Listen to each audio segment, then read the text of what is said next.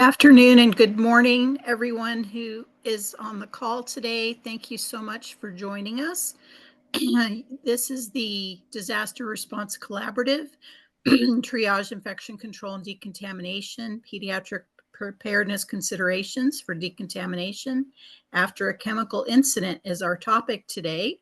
Today is April Fool's Day. Happy April 1st. And my name is Irene Navis, and I'm going to be one of your facilitators today and start us off with some initial comments. We do still have folks joining us today, but we wanted to make sure and start as close to on time as possible. Next slide, please. Just some acknowledgments. The Pediatric Pandemic Network is supported by a grant under HRSA in the U.S. Department of Health and Human Services. It's part of a cooperative agreement and not financed at all with non-governmental sources. And the content presented here is under the author's auspices and not necessarily representative of official views of HRSA, HHS, or the U.S. government. Next slide, please. We have some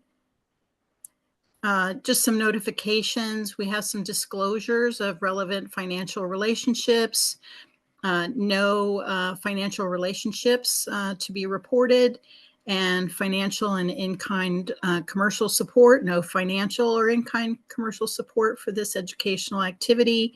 We have some information here on joint accreditation and credit designation requirements, and you'll be hearing more later on today about the CE credits that are available for this.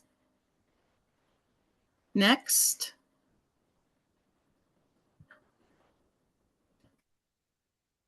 Again, we're so happy that you've joined us. This session is being recorded for those who aren't able to make it today, or if you want to go back and listen to other things. There's some a comment here that nobody can see the slides. Can we make sure we're sharing the slides properly, please? I can see them on my computer, but I don't know. See, Doneen can see them. Let's see. I can see them. Could be that people who are, sounds like people who are part of the planning team can see them. Okay, Shailene, thank you. Noah, why don't you try to go out and come back in and see if that helps you? Lonnie can see them. Very good. So these are just preliminary slides anyway, so you haven't really missed anything yet if you cannot see them. No worries, Noah, thank you. We have some chat. We have availability in the chat for questions, and we will be able to, as I said, provide you with CE credits if you qualify. Thank you so much. Next slide, please. You'll see later on in the presentation that in addition to all the work that we've done on these workshops and presentations for these focus areas, the website for the focus areas is now live and contains information on all of the focus areas, including this one. So just make sure we have the agenda for today. We've been through introduction of the session. We had the announcements and updates. Next, we'll have a recap of the March session. We'll go over the learning objectives. We have some presentations on specific to decontamination, and we'll have a small group discussion. I think we have enough people to break up into small groups, which is great. And then we'll come back and have some additional discussion as a large group. We'll talk about upcoming sessions, and we will then have some additional announcements and DRC updates related to the project overall. And then we'll let you go on time. Next slide, please, and hand it over to Dr. Nick Glom. Thanks, Irene. From our last session, just wanted to just recap kind of what we went over. Oh, sorry. We're going to talk about our objectives for today's session. Sorry, I was one slide ahead. So we're basically going to go through and talk about identify the different lessons learned and best practices for real world decontamination events, and then identify different considerations and gaps in decontamination planning for children and youth with special healthcare needs. We'll identify available resources to support chemical incident preparedness and response, and then identify priorities for future TICD sessions. We can go to the next slide. So to recap our March session, as you remember, we did do polling during that session, and the poll results showed a significant interest in learning more about decontamination, which we're going to be starting to address today and in future sessions. Participants included screening for infectious pathogens and early identification of seaborne agents as high priorities to focus on for future sessions. And participants are really most interested in enhancing preparedness plans for staffing, supply chain, and space. So we'll make sure that we certainly help our teams to work on those areas. The participants also focused on gaps in PPE policies, how to bridge those gaps, the different procedures and training for both infection control and decontamination. And participants wanted to know more about EOC functions, incident command, and incident alerts and notifications. So we've taken note of all of these requests from our participants, and we'll be incorporating all of these into future DICD sessions. So thanks everybody for your feedback. We can go to the next slide. So today we are fortunate to have an amazing team with us today. We have, starting off, we have Dr. Fred Henritig, who's Professor Emeritus of Pediatrics at Children's Hospital of Philadelphia, University of Pennsylvania, and who's had an amazing career as a pediatric emergency medicine physician and toxicologist. And Dr. Henritig has graciously committed his time to working on the TICD DRC program, and we're grateful for his expertise and time. We're also fortunate to have Dawn Bailey help lead this session today. Dawn has served as a family engagement specialist since 2015 and has been an active member of the Association of Maternal and Child Health Programs since 2016, and actually was recently elected president of this organization. So congratulations, Dawn. We're super excited for you and thankful for your leadership. Dawn's also served as a valuable subject matter expert for multiple domains within the Pediatric Pandemic Network and the Western Regional Alliance for Emergency Management, also known as RAPM, and by providing lived experiences as a parent of a child with special healthcare needs and expertise within this field. And as always, we're fortunate to have Irene Navis help us lead today's DRC session. Irene is the RAPM Nevada State Coordinator and wears many hats within both RAPM and the Pediatric Pandemic Network, including co-leading the Seaburn Focus Group. Irene has had a wealth of experience in emergency management, real-life disaster response, Seaburn, and we're fortunate to have her leadership in the DRC and TICD efforts. All right, we can go to the next slide. So the talking points today, just to set you up as far as what we're going to be covering, we'll be talking about lessons learned and best practices in decontamination. We'll talk about considerations and gaps in pediatric decontamination specific to children and youth with special healthcare needs, and then also preparedness and funding resources for decontamination. We're going to start off with Dr. Henritig. It's going to lead us off with talking about the lessons learned and best practices. We can go ahead to the next slide. Dr. Henritig. Thanks very much, Nick, and appreciate the gracious introduction, but overdone probably. Well, I will start off by saying that I am looking forward to Dawn Bailey's session on children with special healthcare needs, because I think that's something that's been so undercovered for us. But I will talk a little bit more about this topic, which we talked about last month, and I suspect most people in the audience have had many sessions on and perhaps exercises and tabletops about that as well already. Now, I will say I can't read my slide anymore. I can try to go from memory. Oh, that's better. Thank you.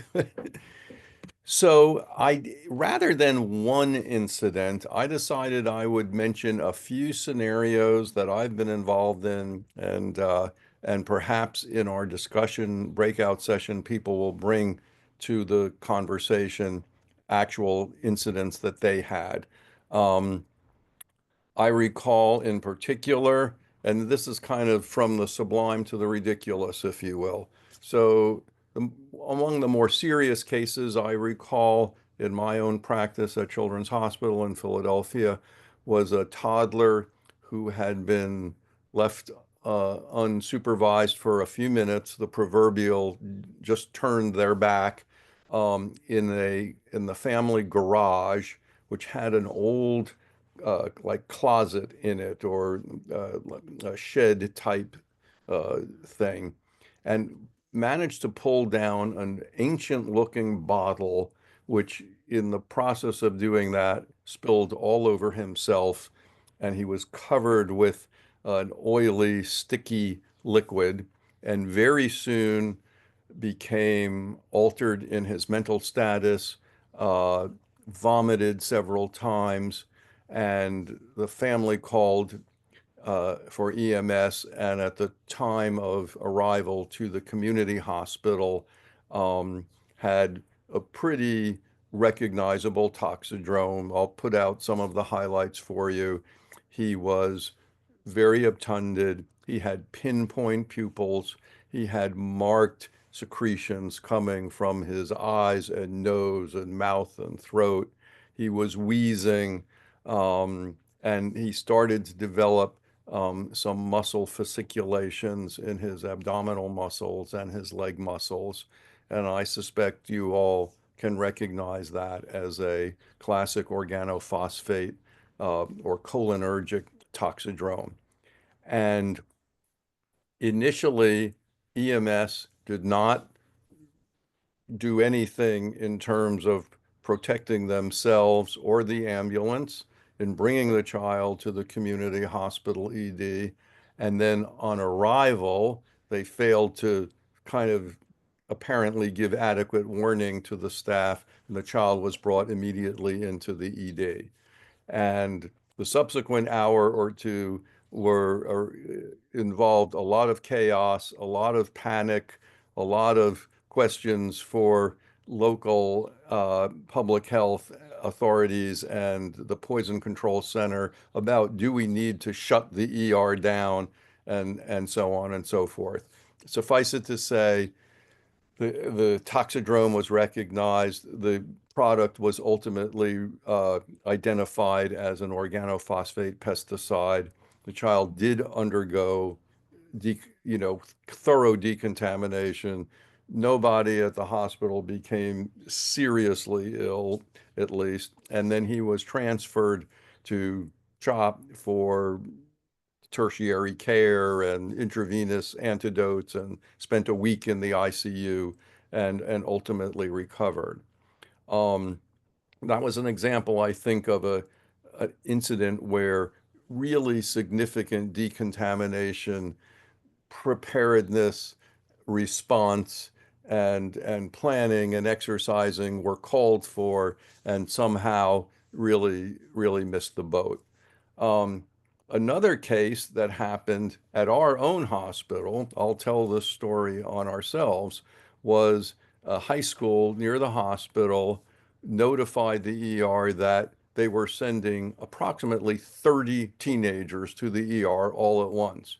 And the reason was that an argument had ensued between two kids, and one of them discharged a tear gas canister, a pepper spray canister, the kind that are commonly sold for personal self-defense, in the classroom.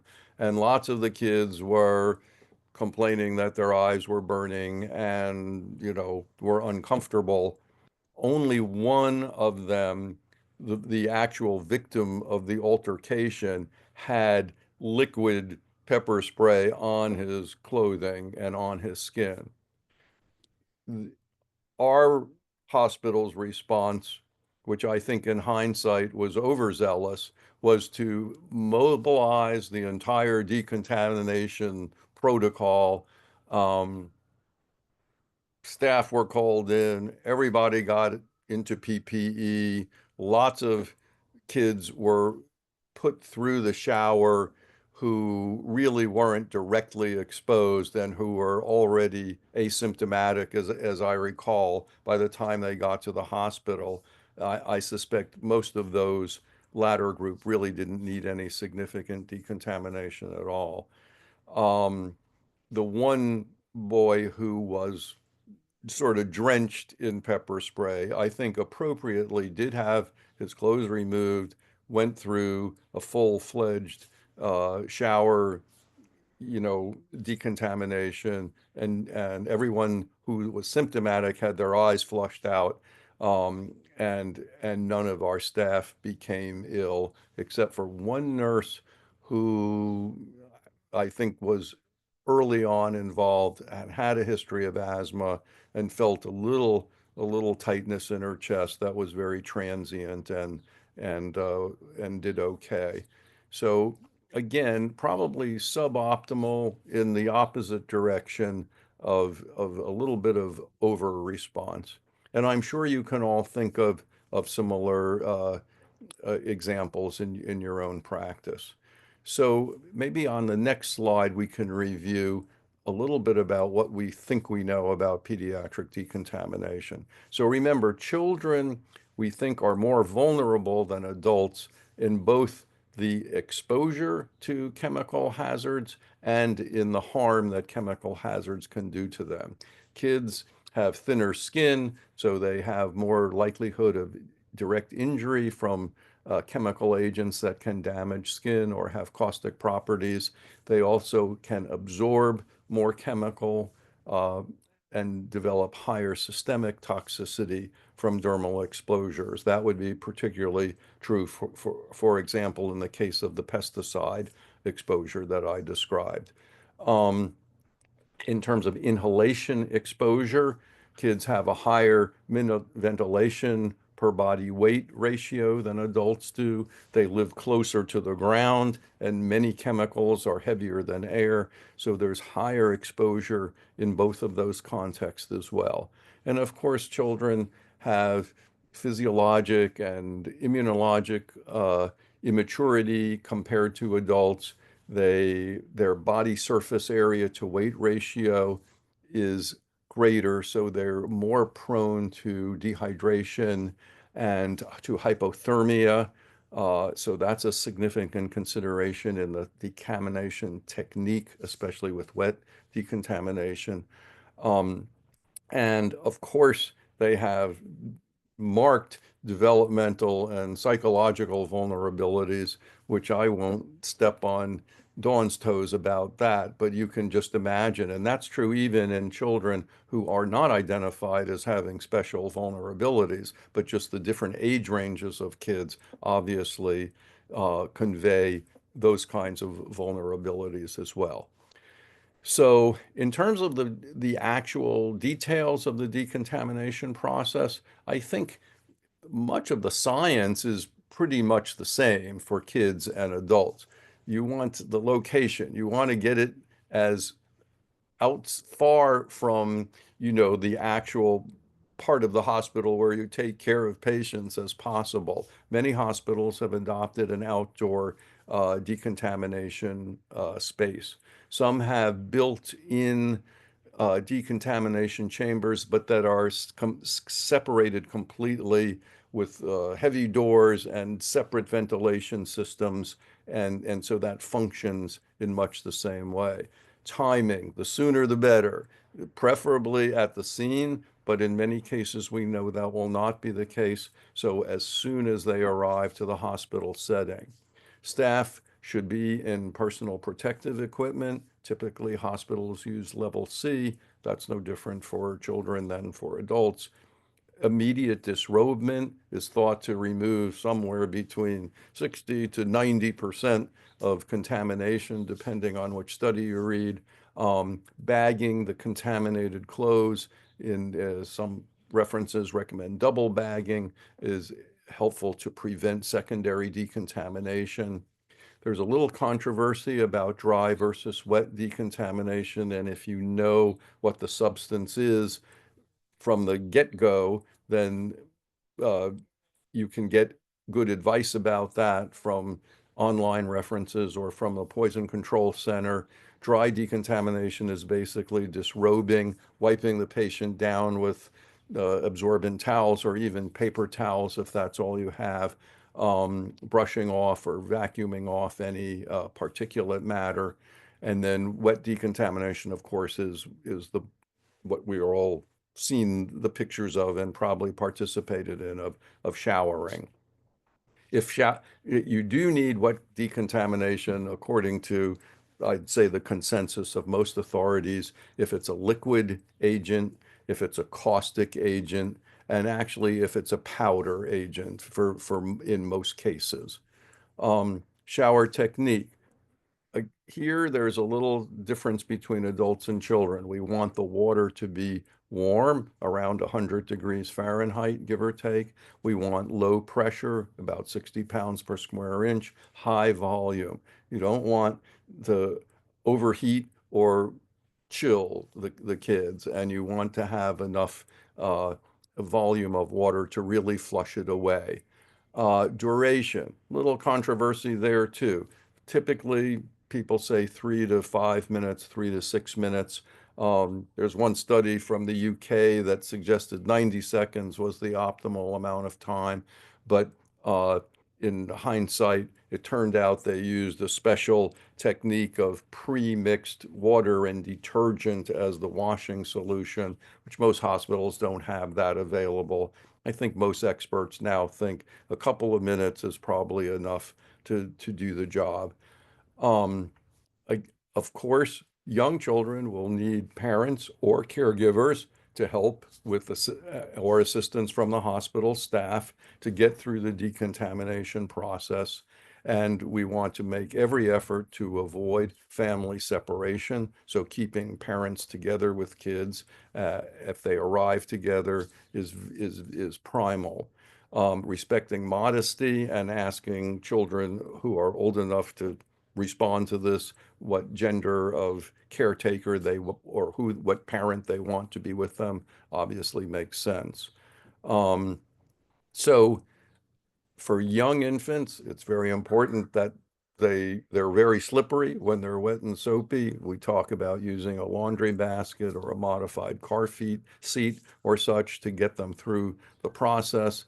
Older children and adolescents, older children may need some help and guidance. Adolescents, can probably do it themselves if they're ambulatory patients, but in that context, we want to be particularly careful about respecting their modesty. And then the last point, and Nick alluded to this, I've been a medical director of the Poison Center here in Philadelphia for 20 years, and I obviously have a bit of a bias about that, but I think that we have up-to-date online resources and considerable clinical experience with our frontline staff, and there are always medical toxicologists on call as backup consultants and can be really valuable resources for both decontamination advice right from the beginning and antidotal therapy, and also for diagnostic advice. I mean, I tried to give you a very, stereotyped presentation of an organophosphate toxidrome in that first patient, but, there may be some more subtle cases where we really can be helpful in trying to figure out what the likely poison is. So I think I'll pause there. I'm sure I could say much more. I probably should have said less, but hopefully if you have questions or want to discuss this a little bit more, we can do that in the breakout room or or afterwards. Thanks very much. Dawn, before you stop, I want to recognize that Chip Schreiber is on with us, and he's here to answer any questions people have specific to this topic related to mental and behavioral health. So while he's here, which might be very short, does anyone have anything to say or ask about related to that? Oh, I have to say hi, Chip.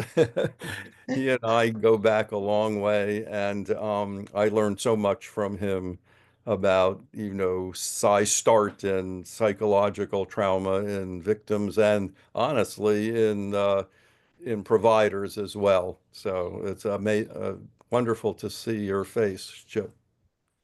Same here, Fred. And it's so wonderful to hear your calm voice talking about challenging topics and your international expertise in this area. What an honor to have you speak to us. Thank you.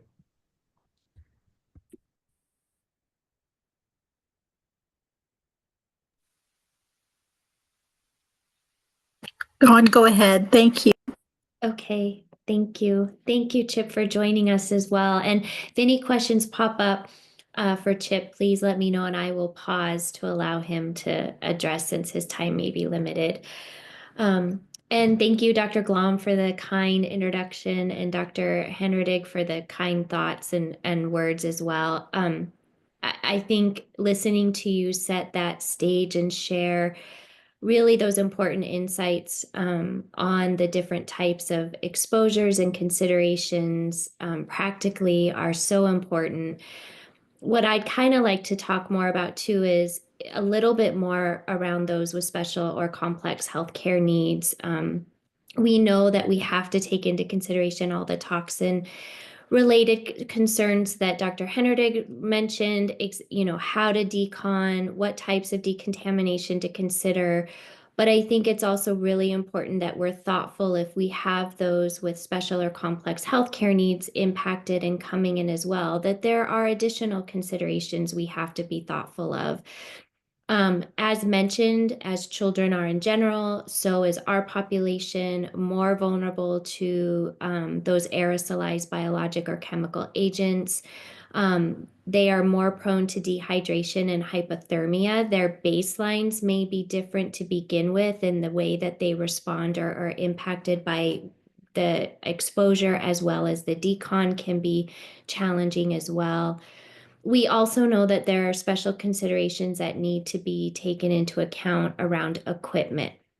And I know that that term is thrown out there a lot, but sometimes I think we don't really think about the vastness of equipment that certain individuals with complex or special healthcare needs may have when they come in. We may have children that are in wheelchairs that are either manual or electric, which poses very different challenges during decon. We may have children that have respiratory support, such as trach vent or BiPAP machines or oxygen. How we have to address those equipment needs while maintaining the child's necessary health. We may have children that have feeding pumps, G-tube, GJ tubes, NG tubes. We may have kids that come in with central lines, PICC lines, and all of these things need to be considered as we're thinking about decontamination. The family decontamination is also important. A lot of our individuals are going to have somebody with them at all times. We often automatically think about the parent, which is great. But if this were to be a school event and that child is brought to the center, they may be accompanied by a paraprofessional or a school staff member who is assigned to them during that. So we also need to ensure that we're keeping in mind who those caregivers or those particular direct care support individuals may be, and ensuring that we are including them in those efforts and to stay together with that child as well. We all know sensory sensitivity is really challenging. I mean, even just dry decon rubbing can be challenging for a lot of our population, even just showering and the feel of the water, especially if it has to be for a specific amount of time. So how we think about those considerations. When we have individuals that are nonverbal, communication is key. A lot of these individuals may also come in with their what is called augmentative communication devices. Not only do we have to think about those in considerations of decon for the device, but also how we work to make sure that we're keeping that voice with them at all times for communication. The age and developmental level of the child, including the ability to sense dangerous situations, is also key. And then, of course, the psychosocial support, which I know Chip has a lot of insight and information on as well. Next slide, please. So kind of all those considerations and the gaps that we know that we have related to decon for children and youth with special health care needs are complex. As Dr. Hennerdig mentioned, when you're thinking about decon with a shower or water, not just little kiddos or babies are slippery, but I can tell you that when you're dealing with an individual that has extremely low muscle tone or requires full physical support, even my daughter is a 94-pound 20-year-old, but requires full physical support. They're slippery as well. So really being thoughtful of how to utilize stretchers, if you have shower chairs or other devices that may benefit them, keeping their safety and proper support during that is key as well. Again, really thinking about the parent and caregiver being present. If they've been exposed, how do we help them get through decon quickly to be able to stay with that individual? Also, never forget that the parent or caregiver with that individual is your best resource in how to approach any concerns or decon processes with that individual. A lot of times these individuals can get overwhelmed very, very, very quickly, which could result in them not being as cooperative during the process. Having guidance on what can calm them, how to approach them, certain areas that may be triggering sensory, these individuals are your best resource. Again, how to accommodate with assistive devices. So I talked a little bit about the different medical equipment, but we also may have individuals that have service animals. And I know that there's been a lot of discussion about how do we address decon with the service animal. But those service animals provide a very vital support to those individuals. So making sure we're thinking about how to address that as well. And then also making sure that those animals have what they need so that they can be supportive. As we think about the gaps and how to address the considerations, I would say it's really imperative to think about who is your team in the decon response. I know this can vary by hospital, and I've heard a lot of different variations of who actually provides the decon support for hospitals. But I would tell you that including individuals that work with this population, such as child life specialists, can be a critical asset during these times in supporting not just those that are providing the decon, but also supporting the patients and the families during. So I think we have to be thoughtful and creative as we think about who we are including on that response team to make sure that we are addressing these gaps. We want to keep the mental and the social well-being of these individuals as a priority, but really it's also about how we're supporting their medical needs and health needs during that time, specifically those that may be medically dependent on technology. Next slide. And then I will turn it back to Irene to talk about some resources. Thank you, Dawn. I really am so grateful to the other speakers for kind of setting the stage for what we're going to talk about in future sessions and giving us such valuable information. And now you're probably wondering, how do I prepare for this in my hospital setting? How do I prepare for this if I'm in a pre-hospital environment? How do I get the funding to do all these great things that these folks have talked about? So last session, it was brought up in a couple of the breakout groups that we had that it would be good to know how these things can be funded and what support is available to hospitals and other organizations who need to do this work. And so I've put together this slide for some resources and some additional information and considerations that can help you with your planning, training, and exercises, as well as equipment and supply purchases. In case you're not aware, there are governor-designated state emergency response commissions that implement the EPA's Emergency Planning and Community Right to Know Act provisions. And local emergency planning committees, typically at the county level, develop response plans and assist partners, including hospitals and healthcare coalitions, fill preparedness gaps. Preparedness grants are available to fund planning, training, exercises, and equipment, as well as supplies. And that link there, I checked it recently, that the link is still good, gives you some more information on those programs and what kind of funding is available. It's best to check with your state or your local organizations. Typically, it's your emergency management office at the state or local level, or tribal level if you're part of a tribal institution. We are recommending that you check with them before you try to apply or before you go down the path of seeking grant funding, because there may have been some recent changes to the grant scope or to how grants are processed at the state and county level. So it's important to know what the latest rules are and the latest application processes, and they can give you the timing also of when that funding is available. There are some documents that I pulled, and we'll make sure that these documents are listed also on the website for this area. But there's a really good document on chemical considerations for healthcare facilities that can give you some information. It's on the Asper Tracy website, last I checked, so hopefully the link is still good. The healthcare readiness resources, also through Asper, gives you some good information about what resources may be available to you.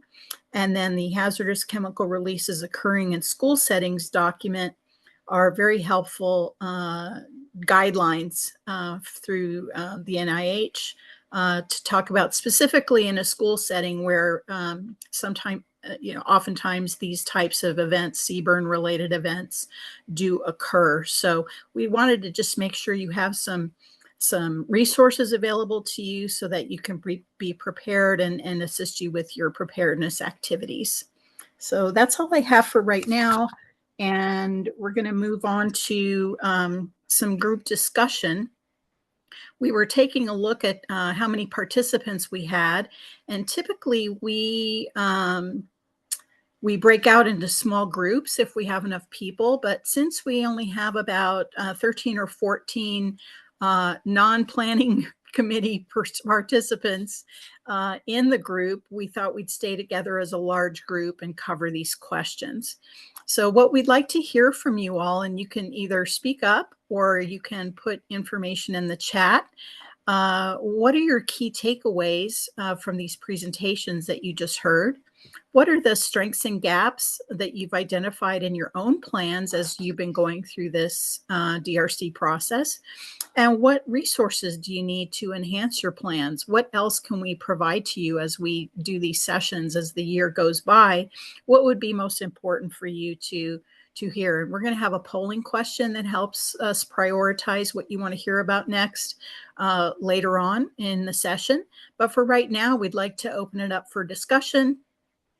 Or at least putting information in the chat, and then we can discuss. And then Dr. Schreiber, I don't know if you wanted to take a minute or two to kind of talk about what's important from a mental health perspective based on the presentations you just heard as well. Maybe we'll start with that and go from there. Thanks.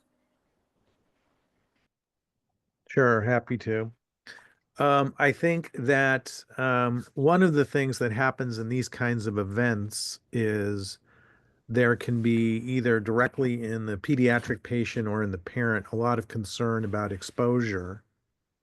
And especially when there's an effective antidote, let's say, but the effectiveness of it is time sensitive, that can also contribute to a lot of urgency on the part of parents. And there's this concept that's out there called the worried well. And it was used extensively after the nerve agent attack in the Tokyo subway, the sarin attack. And that basically produced somewhere in the vicinity of 4,500 ED visits within the first few days for people that were looking for access to, definitive treatment for that. However, they went on the news right away and they basically said, if you weren't in the particular area where the sarin was not very effectively released, basically in a paper bag in a subway near the uh, central government subway exit and entrance. I think that was designed to interrupt governmental operations. But basically, if you weren't within very close proximity to the material itself, you couldn't possibly have any of the medical toxicities. Yet, almost 5,000 people surged to emergency rooms in the first few days, and that led to this whole idea of the worried well. But what we do know is people who think they're exposed, and that includes parents, it's less to do with the actual accuracy of their exposure, more to do with their perception. And even when there's actual no exposure, that can also produce psychological impacts down the line. For those that were actually impacted, such as in the sarin attack, it's known that there's long-term psychological sequelae that accompany actual exposure. So I think typically the way the worried well have been dealt with at kind of a national level is the idea about risk communications. So I was on a task force for the Secretary of Health a number of years ago, and we basically came up with recommendations that you have to address not just the reality of exposure, but also the psychological aspect of it. So that's what I would add to that. The better word than the worried well is MUPS, which would be multiple unexposed unexplained physical symptoms, which occur on an everyday basis, but in the aftermath of a large-scale event, such as the pepper spray event that Dr. Henredig talked about, you could have that. I think there's also some interesting cases where, I think there's a case actually in Alabama, Mark, of girls who suddenly developed some fainting and some diffuse nonspecific neurological symptoms after some sort of odor exposure in a high school gym. And a number of kids were hospitalized. No specific diagnosis was ever achieved. They went so far as to actually rip up the pipes, the plumbing and the drainage pipes underneath this, and nothing was ever found. Yet, nonetheless, there was, these diffuse symptoms that went on. And the idea of sort of contagion in adolescence was talked about. I'll be quiet now. Thank you, Chip. Everything you mentioned is so very important. And, I live in a community where there are a lot of chemical plants in one particular part of town, in the southeast part of town. And whenever there's a release or an exposure, we had a lot of that in hospitals. We had an explosion and a couple of chemical releases that really caused a lot of overflow in the emergency rooms based on people saying, oh, my eyes are burning, or my lungs hurt, or what it was. And most people, it was the worry of what they were exposed to more so than the actual physical effects. So thank you for bringing that out. There's a lot of great discussion in the chat and a lot of good questions. Does anybody want to come off mute and expand a little bit more on their comment or their question? You all should be able to unmute. Should. If you can't, let me know. I think I put most of the comments in the chat for the experts, Dr. Henredig and Chip. And how to integrate non-clinical people. I think one of the barriers we've actually got about 30 people that are interested in getting trained to join our team. We're starting trainings, I think, in a few weeks. But it's been a challenge to get like child life, social work, some of the non-clinical people who could be helpful, just because of the consideration that they don't typically kind of do hands-on care. They, do more talking, and that it's outside their scope. So just if you have insight into how to kind of overcome that barrier. I think that's a great point, Mark. I will say that our decon team does not include those folks either, although we try to have a robust presence of child life and social work at the clean end of the decontamination, chain. Once the kids have been dried off and regarbed and are, escorted into a clean room, that's where they have come in. And there were a couple of other questions about the composition of decon team. I can speak to our experience, and perhaps others can chime in as well. We have a team that's drawn primarily from our ED tech population. So they have some,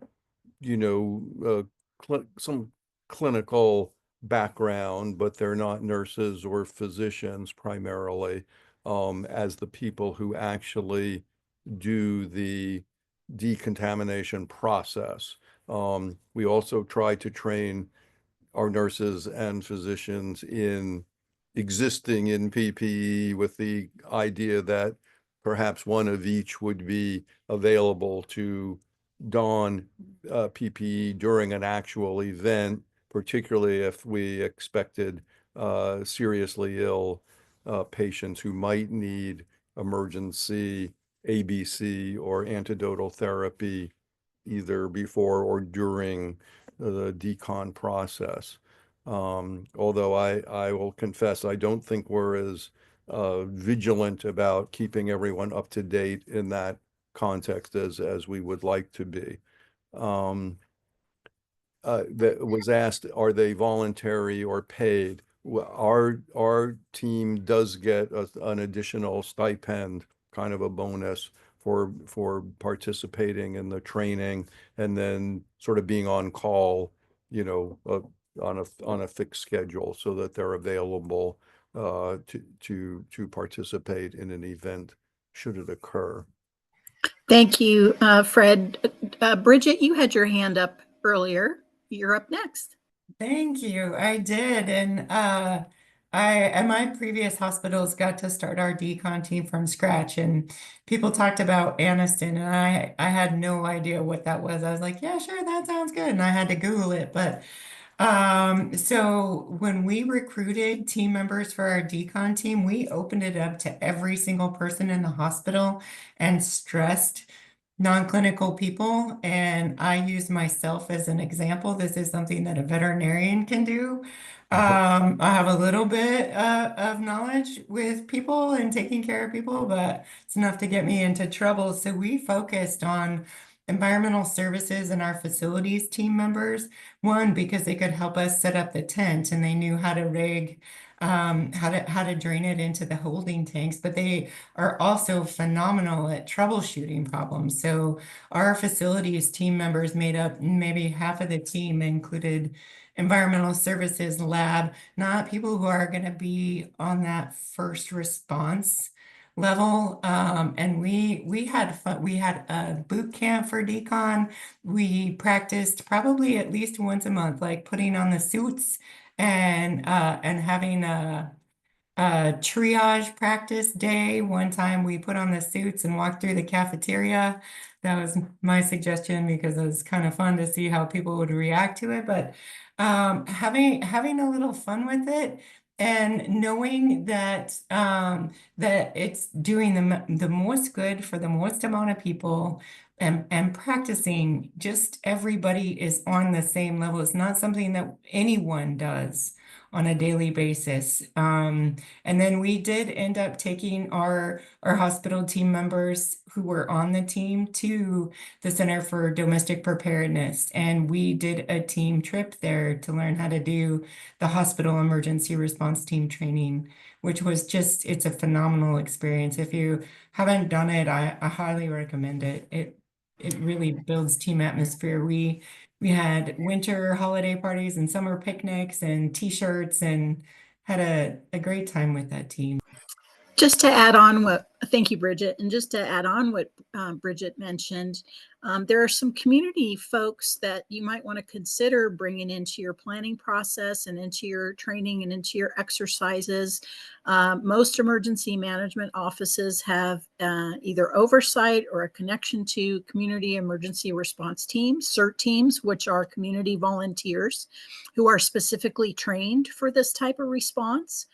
That is included in their normal training, is to do decon and to participate in CBRN response. So they're an excellent resource, as is the Medical Reserve Corps. And the Medical Reserve Corps is typically under a public health agency.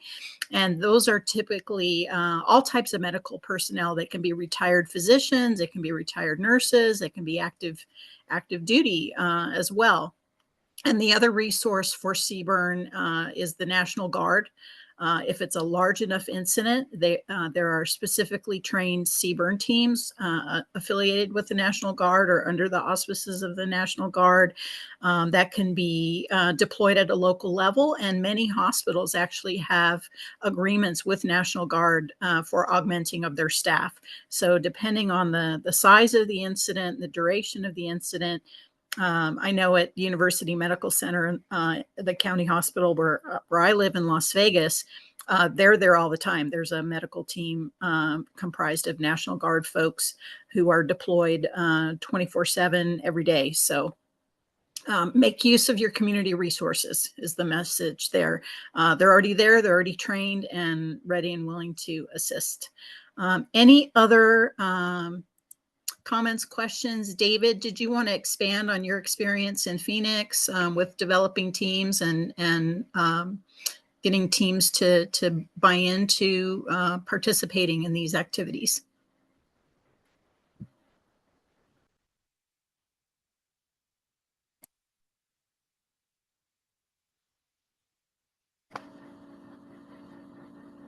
David, are you able to unmute? Oh, nothing to add, he wrote in the comments, Irene. Oh, okay, great. Thank you. Thanks, David, for all your comments in the chat. Anybody else have a question, a concern, a comment that they'd like to share?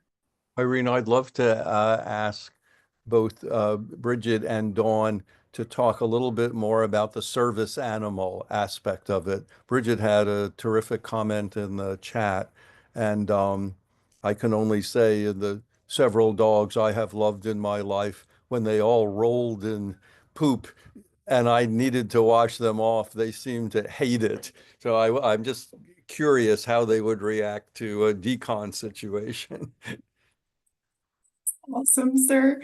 So from my experience, and I have actually exercised with service dogs before, and they are extremely obedient and very well trained. I'm guessing your sweet pups were not.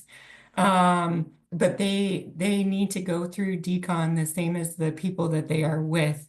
And whatever detergent we're using on people is absolutely fine to use on animals. But it's so important to make sure, just like with people, make sure you're getting all their areas.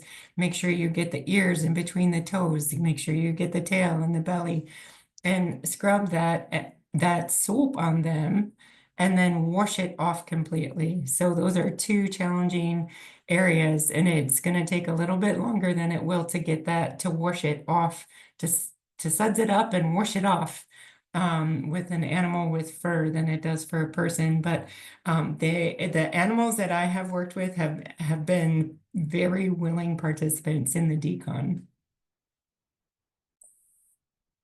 I don't have anything to add on the animal part. I mean, Bridget, being her veterinarian background, I think said it great as far as addressing the animal. I think just being thoughtful that that animal, you know, is there doing a job that they're trained to do, which is to be there for their person.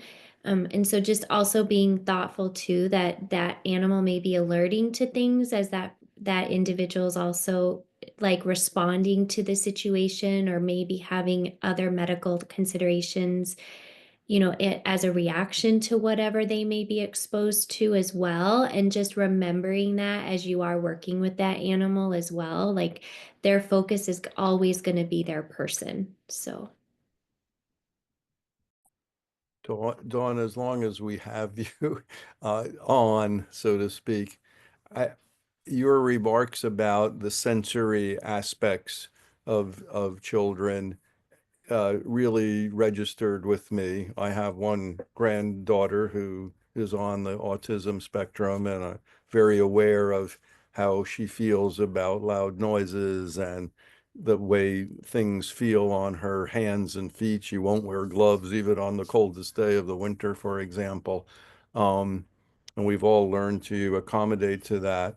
But as I think about what it would be like for her to go through a decon process with strangers as the hospital providers, any thoughts or suggestions? I mean, aside from obviously trying to keep their parents, if they were physically able to be part of the process. Yeah, I mean, again, I go back to, you know, those parent or caregiver are going to know what those sensitivities are and tools and tricks on how to address those sensitivities. I mean, I can tell you from personal experience, unfortunately, one of the significant issues my daughter has, in addition to just tactile, is she has severe neuropathy with her hands and her feet, which is also extremely painful. So she does not allow anybody to touch her hands. And she also has contracture. So like her hands are very stiff.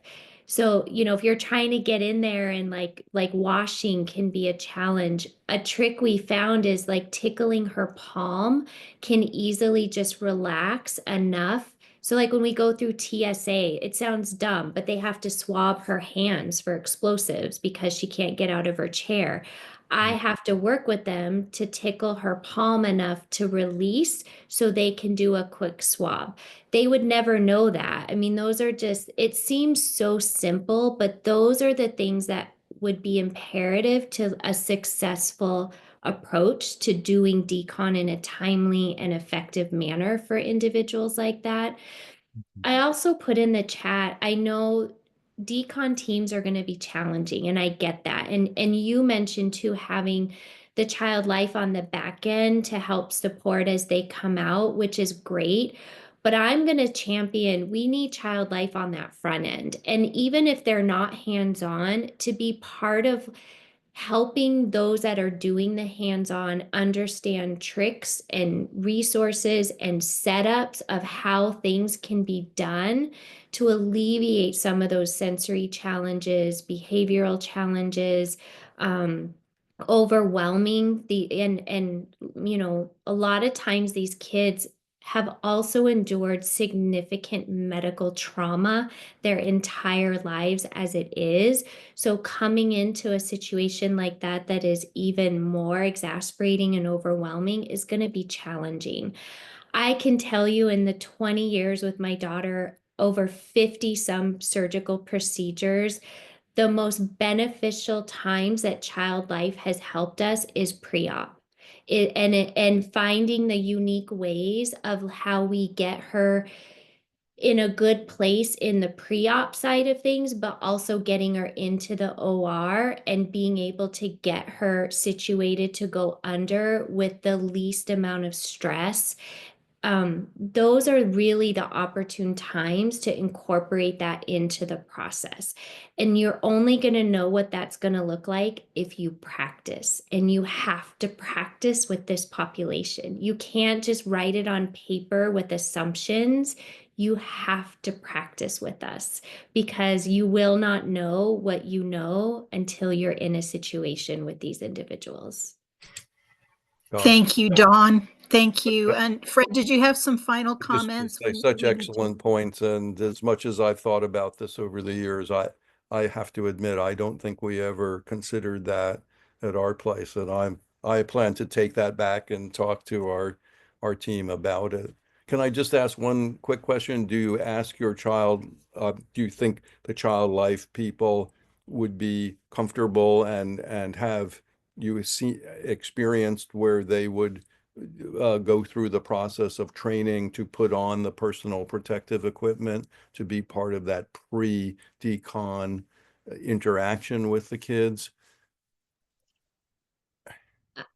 I mean, I don't want to speak for all child life Yeah. areas. What I would say is I have witnessed the most creative things that child life has done in our 20 years. I would be shocked if child life would decline an opportunity to support families and the children during this. I think they're just going to need to understand what that looks like and know how can they do their part with what's expected in the decon. And that's going to require, I think, good conversation, communication, and training. But I would be shocked if they would not want to be there to support the population. I bet you're Thank right. you, Dawn, and thank you, Fred. We have a hand up from Carrie Cox. We want to make sure we get her. Hi, thank you, Irene. Yeah, I just wanted to speak to what Dawn was saying, and really highlight the comments that our child life team has made about our decon process.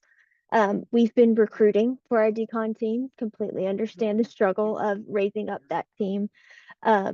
But one of the groups we reached out to was child life, and we just had a very quick conversation. And I mean, with 5 minutes of conversation, they were already rolling out ideas of how to help care for those patients.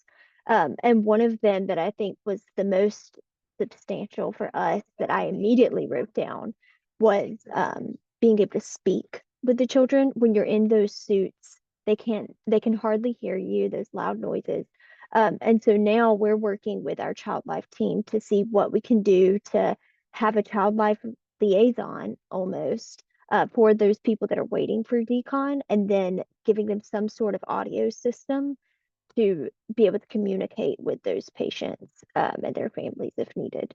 So yes, I just wanted to speak to the value that child life adds. Thank you, Carrie, very much. We want to make sure that we have enough time to complete the rest of our agenda.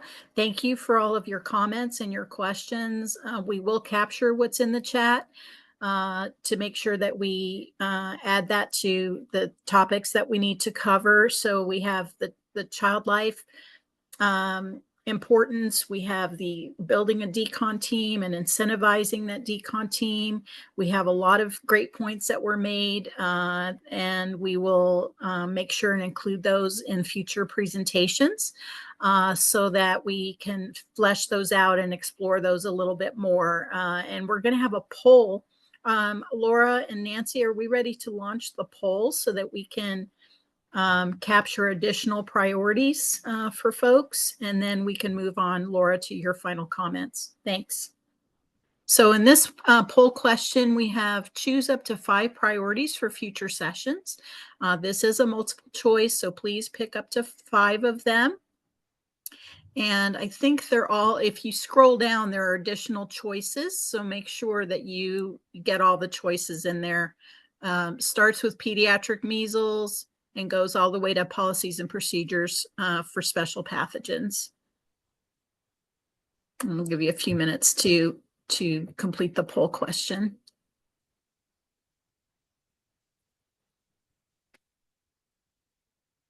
Well, there it goes.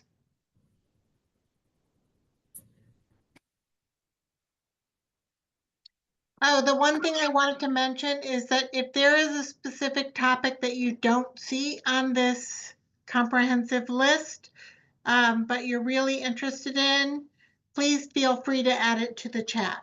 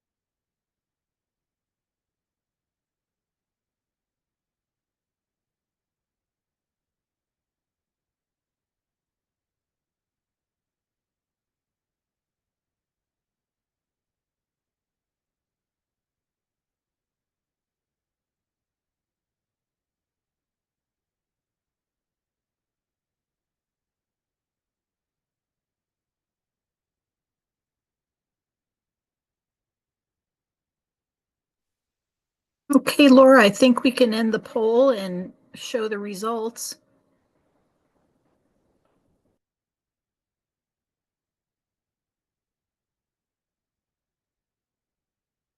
Can you all see?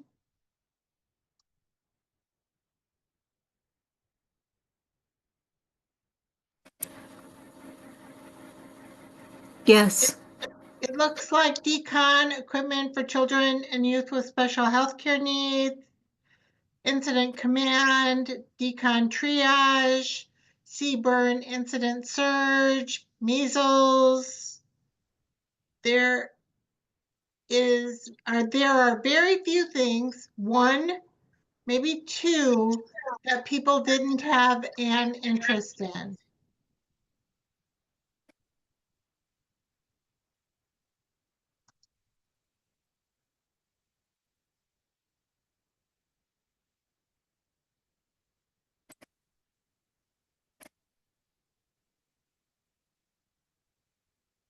Great. Thank you so much, Laura. I really appreciate that. And now I think we can go back to the slides, Nancy. And Laura, I think this is you from here on out to close us out with some DRC updates, any final announcements, and moving on to your next meeting. You don't have much time, so I apologize for that. We got into such a great discussion. Let's move on to the next slide, Nancy.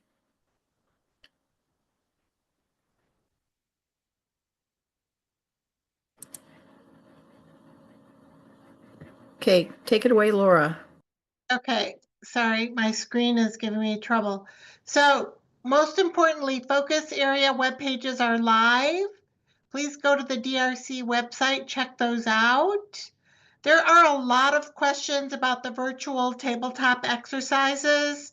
So I'm just going to be brief and say that if your team has identified a focus area, which clearly if you're here you have, and you're confused about the VTTX situation, the people who are getting the communication from the D&E team are the facilitators and evaluators, not necessarily the team leaders.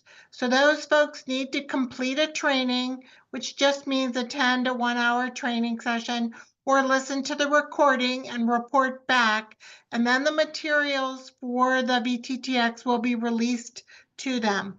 If you have questions, you have our email, and then eventually you will receive not first a session evaluation, I think it's 4 questions, and then in about a month, a follow-up so we can identify what you captured during either your VTTX or your tabletop. Next slide. These are the steps in the checklist. So I'm not going to go over those. You can read them at your leisure because you will all be provided with the recording and the slides. Next slide, please. I hope you've heard of the Pediatric Disaster Preparedness Self-Assessment for Children's Hospital. It's an inaugural survey for all children's hospitals on the extent to which they are prepared for various disaster and disaster response situations. I'm not going to say much about this slide, but just look at that topic list. And then please go to the next slide. And if you can't stay till the end and do the session evaluation, we really appreciate that. So PDPAC happens in 2 steps. One is the Children's Hospital registers. If you are the person who is doing that, it behooves you to know that all of the topics, and there might be 12 with 10 or 12 questions in there, this is lengthy, you can delegate or assign to the SMEs in your hospital. So you want to walk into the registration process. I would suggest doing it on a PC. I had trouble on my phone not capturing all the words. You want to walk into it with the names and the emails of the people that you want to assign to various topic areas. So you can open the registration and scan, and you can see the topic areas, and then you can make your list, and then you can proceed with registration. And then once you've registered, if you're the point of contact, you'll get a link to the survey, and you'll be able to monitor whether your SMEs have completed their part. The survey will be open till the end of May, unless we don't get very much response. But the sooner you register, the sooner you will get your survey. And I can't stress the importance of this, not only so that we can gauge where children's hospitals are and watch them improve over time, but to show Congress and our funders that this is a critical initiative with the PPN and the DRC that we're running. You've got a QR code for registration. You've got a web page online as well. Next slide, please. Next up is a collaborative session. So just one, not the focus areas. It starts at 1 Central Time. There's going to be more in detail about the PDPAC for those who have not started the survey or those who have questions. And then we'll have updates on what's most important from each of the focus areas, like what are the top 5 to 10 things that everybody else should know, and some discussion as well. And then in June and July, we will continue our focus area sessions, hopefully with some of the topics that you've presented. Next slide. There is a code in here, HADLUW. That is what you need in order to get your CE. I'm going to see if I can copy that very quickly into the chat so that you have that information. Next slide, please. Nancy, would you like to launch the next poll, which is the second one, and the session evaluation? And then thank you so much to the oversight group leaders and the speakers today. Dr. Glum, did you want to say any final words? No, I just echo that. Really appreciate the expertise from Dr. Henrik, from Don Bailey and Irene, and appreciate all the participation from our group members. Really great conversation. Thank you all. It's a pleasure to be here.